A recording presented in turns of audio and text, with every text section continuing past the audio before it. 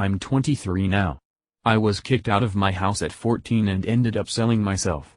Those 4 years were a blur for several reasons, chief of which being untreated mental illness. I would find adult men outside of bars and ask them what they wanted. I've been strangled, raped, stabbed, and brutalized in other ways. Then I would just move on to the next John. All at 14-18. I don't know what the point of this post is. I still wake up with nightmares. I walk down the street of my hometown and wonder if any of them recognize me. I work from home as a call center representative. I held it as long as I could. She just kept asking more and more questions. Easy stuff, she's very nice and not a bother. But she asked some super simple question I definitely know the answer to and I quickly said, oh, I'm not sure.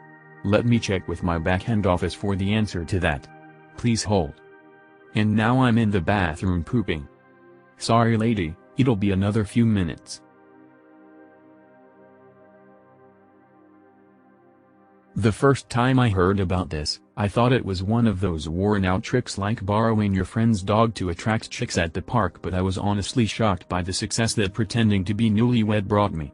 The trick definitely works in your relatively young years, as I can only theorize that it adds to your novelty by playing on pre-selection. And #X200B. I have only revealed the truth to a throwaway one-night stand and her reaction was priceless. She really was mad that I lied about this. Imagine deconstructing the morality of this situation. I surely am not gonna wrap my head around it. And #X200B. The reason I am posting this as a confession is because for a moment I genuinely felt bad for deceiving, but that moment lasted until I realized that the women I attracted only did so because of the feeling of taking a man away from another woman. So I guess it depends on your worldview whether or not I did something immoral, but it feels good to share this with a bunch of random anonymous people. Edit. Thank you so much for everyone who shared their stories and for the people who gave me rewards. How nice. I can't respond to everyone, however there were some questions that I'll answer. My parents had me knowing they couldn't afford me, however my mom is a type 1 diabetic and she was told she would never be able to have kids, so when she got pregnant with me I guess nothing else mattered, even her own life. She had always wanted to be a mom and her dream was coming true, even if it meant it was happening at the wrong time. I love my parents to death, at least my mom lol. Just because I have some resentment for bullshit I had to put up with that doesn't mean I hate her. In fact, everything I do now is to make sure her and my stepdad can retire. I am currently financially independent. I got a new job and a new apartment, so I'm doing much better than my parents were at my age. However, I still have some poor people habits that I don't think I'll ever be able to shake. Thank you all so much, especially those that shared their similar experiences. It's nice to know you're not going through things alone. So I'm not sure exactly where to put this, so I thought here would be an okay place. Lately I've been seeing in a lot more liberal groups especially, that saying poor people shouldn't have children is eugenics and it's wrong blah blah blah. But I feel like a lot of people saying this haven't had to experience growing up poor. In poverty, and homelessness. My parents were poor and could barely take care of themselves. They lived in a motel when they got pregnant with me. My entire childhood was a horrible experience, having to grow up and not knowing if you were going to get fed, or have a roof over your head. It fucking sucked. It hurt even more since I lived in a town where everyone was well off, so as a kid I never got to experience things a lot of other kids do, like going to camp, taking summer trips to Disneyland, or playing their games on their nice TVs. Growing up being the oldest girl, I raised both of my little brothers since my parents couldn't afford childcare, which led to me missing out on opportunities with my peers. I was so socially awkward for not being around people my age enough that even to this day, I am 21 years old and all my friends are in their early 30s, late 20s, because I feel like I cannot relate to people my age. I feel like I was forced to grow up way too fast, and I would be lying if part of me said I didn't resent my parents for having me knowing they couldn't afford to.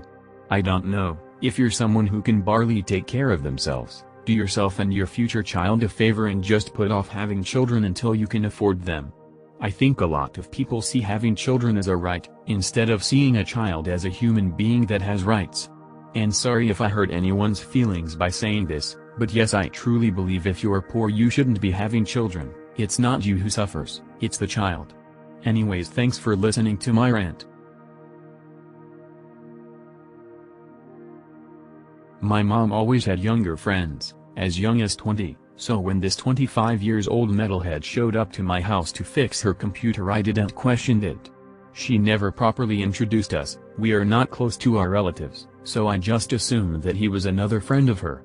We started texting, and began a relationship. He would always visit me at HS, I was 16-17, and we would make out. He wasn't good looking, but I grew up in a small town and long-haired dudes were rare as f and OFC. My 16 years old self was in love with him. After 4 months of giving him hand jobs in our public park, he invited me over. When we got to the door, he made a big cross over his chest. My fellow Christians know what I'm trying to say, and said God help me. That was odd, but whatever, I wanted the D. I walked in his house that he shared with his blind and deaf grandma and 2 older brothers, 50-55, and it was filthy. The apartment looked familiar, and his grandma looked like someone I knew, but I didn't know who. He sat me on his bed, that for some reason was wet, and started undressing me and himself. He had pee stains on his underwear, and was so hairy and smelled so bad like old sweat. We dry humped for half an hour with his grandma in the same room. I wanted to run as soon as I entered that filthy house, but I didn't know how to feel him. Anyway, I was so grossed out that I lied to him that I'm a virgin and I'm scared and so on, till he let me leave. As soon as I left his house and get into my bus home, I blocked him on everything. I get home and take 3 showers and I hoped to forget the whole experience. Now that's where it gets grosser. My mom knew I kept in touch with him, but she didn't know that we were together. One day she asked me, "Do you still talk with your cousin?" And I was like, I never talked to any of my cousins. Who are you talking about? And she said, Jake, your cousin. I asked her how are we related, and she told me that our grandmas are sisters. I died. I knew that we weren't first cousins. I don't know how this relative thing works, but we were related. I called him. I frantically told him, how are we cousins, how gross it is, delete my nude, forget I exist, etc., etc. And you wanna know what this 25 years old man said to me? He said, I thought I thought you still liked me from when we were little. And that's when it hit me. When I was 5-6, his father died and we attended his funeral. During this time he locked me in his room, forced me to eat some hot sauce and cut my arms with a knife. The cuts weren't deep. He told my parents that my older brother did it. He was 7-8, and OFC my parents believed the 16 years old cousin instead of us. For some reason I've forgotten that memory. So yeah, that's the story of how this 25 years old man that knew we were cousins tried to fuck my 16 years old self. I lay in bed at night and I imagine how my present self goes back in time and headshots him and my past self. That's how I cope with cringe memories. I go back in time to shot myself. Sorry for the bad English.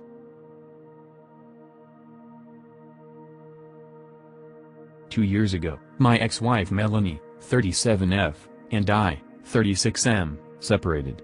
The divorce was a mutual decision made by the fact that she was cheating on me with a co-worker and wanted to be with him. We have 5 kids together, 13F, 12M, 10F, 8M, and 6M, and a cat.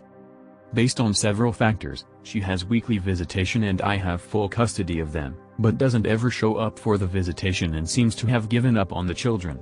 I work as a teacher, an already exhausting job as it is, and I spend every minute of my day either with my kids or kids that aren't mine, cooking and cleaning and breaking up fights and grading papers, and then by the time the kids are asleep, the fucking, still love him though, cat wants attention and I want to scream from the top of my lungs. I'm tired. I'm fucking exhausted. I can't do this. I'm working and taking care of 6 living, breathing beings and I feel betrayed and I'm so tired. Last night I stood up and walked out of the house, got in the car, and started it. The kids were asleep and I sat there, in the car, 5 seconds away from driving away. I wanted to drive away. I wanted to drive until I ran out of gas. And then I thought about my kids waking up and not having anybody around and I walked back inside. But I still want to run away. This morning I wanted to run away. I had to restrain myself from driving away while driving to work. I hate myself for being so quick to want to drive away from my kids. My kids, who I love more than anything in the world, were so quick to not having a father. This morning while I was driving to work I made peace that I wasn't going to drive away. I wanted to veer off the road and into a ditch and die. I feel awful for this. I want to scream it from the rooftops. I feel awful, and yet I will know that I will fight the urges again in a few minutes when school lets out.